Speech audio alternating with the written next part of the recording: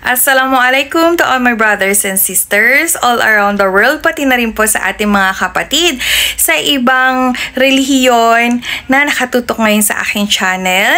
Inshallah po, nasa mabuti kayong kalagayan. At ngayon pong araw na to, araw ng mga puso. Ako po ay bumabati sa inyo na inshallah mainit ang inyong araw, di ba? Kung hindi naman, halika na, magsama-sama na tayong malalamig ang araw ng mga puso. Ano ba, Yumi? Ano ba, Yumi? So, ayan na nga, guys. Okay. For today's video, ayan, nakakalimutan ko na yun. For today's video, nakita nyo ba yung babae na talagang lantaran na gumagamit ng droga? Nakita nyo ba yon, guys? Yun yung bagay na ipinagtataka ko ngayon. Bakit? 'Di ba? Kasi parang 5 years ago, okay, sabihin na natin bago tumuntong, okay, bago tumuntong ang 2016, yung panahon pa ng eleksyon, 'di ba? Kasagsagan ng tokhang, kasagsagan ng mga ng tawag dito, yung paglilibot ni Senator Bato. Naalala nyo ba yun? Yung nilalagyan ng ganon, yung screen ng pinto na wag tularan, adikto, yung mga ganon. Guys, for 6 years, tahimik na tahimik tayong lahat. Yung bang alam nyo yun, yung bang may marinig lang na chismis ang isang tao na, oy, gumagamit ka pala. Takot na yun, nung panahon na yun. As in talagang, alam nyo yun, hanggat maaari ayaw nila na maliling ang pangalan nila sa usapang drogay. Diba?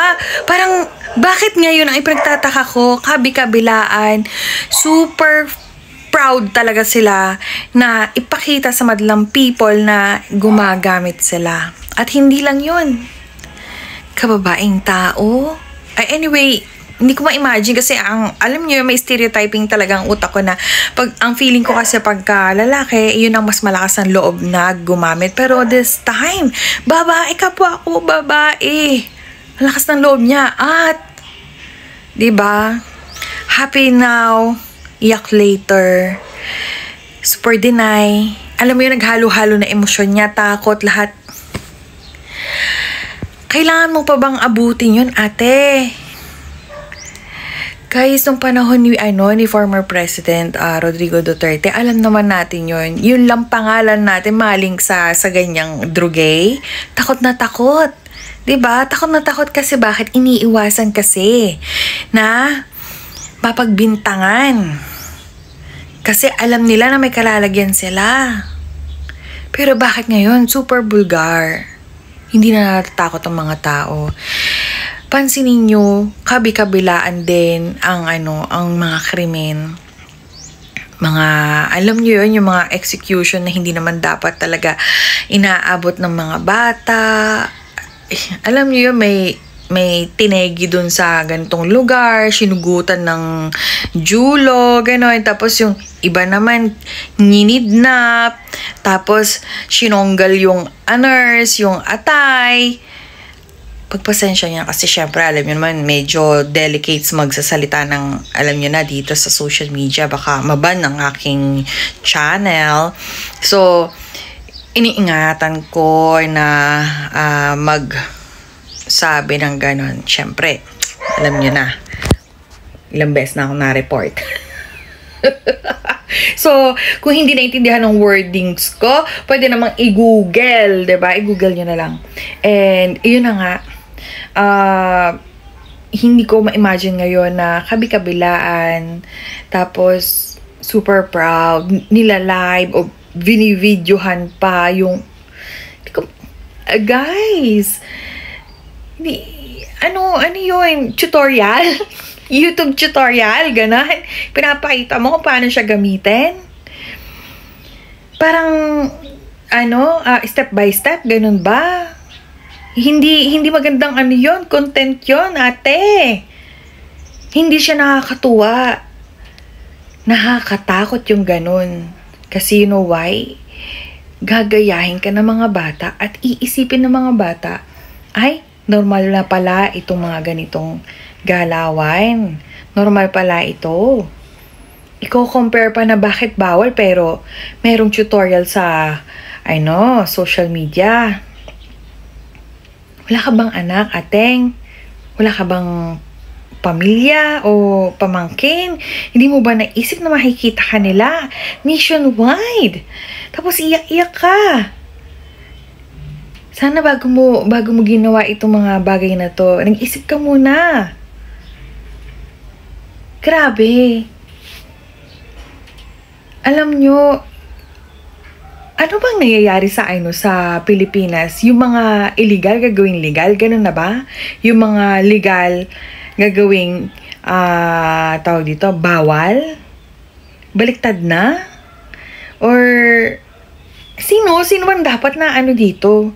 Sino ba dapat ang sisihin? Sino ba dapat ang ano ba? Ang gulo.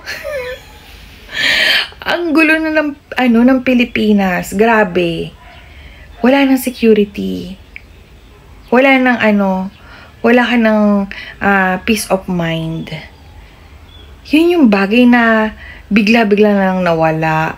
Ang tahimik na natin for 6 years. Ito na naman.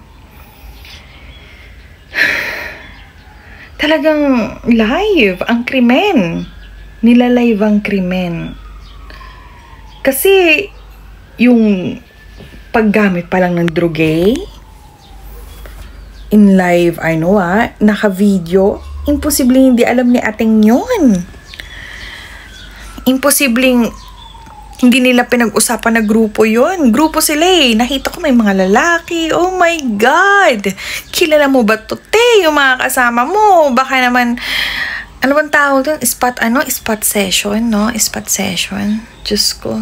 Sayang naman tong red lip palalap ko. Walang lalap-lap. Ano ba, Yumi? Ba't sumisingit ka? Diba? Yun na nga. Parang tuwan-tuwa. Ano yun? Advanced celebration? Advanced Valentine celebration? Ganun ba? Kasi sa pagkakaalam ko kasi, after daw gumamit ng drugay, may mga certain trippings daw yan eh. Ganun. So, advanced, tawag dito? Power blow? Power blow? Grabe! Hindi ko ma-imagine. Nakakasyokot na siya. Anong ginagawa ng natin? Ayoko na manisi. Sabihin ang salbahe ko na naman. Ayoko na manisi, grabe. Bakit ngayon nilalantad? Nakakalungkot, no guys? Diyos ko, yung mga OFW natin, lalo nang walang peace of mind yan. Siyempre mga anak nila, pamilya nila nandito sa Pilipinas, iisipin nila yan. Tayo mismo na nandito sa Pilipinas. Yung dating po pwede tayo maglakad ng anytime. Ngayon, syokot na. Nakakabrokot. So, yun lamang guys. Hindi ito magandang balita, pero kayo na po bahalang humusga. Paki-comment down kung ano ang nasa saloobin nyo. Nakita nyo ba yung video? Okay? At gusto ko po ulit kayong batiin ng maligayang kapusoan ngayong araw na to. Kayo na nagmamahalan. Bitter. So, yun lamang guys. Maraming salamat. Assalamualaikum.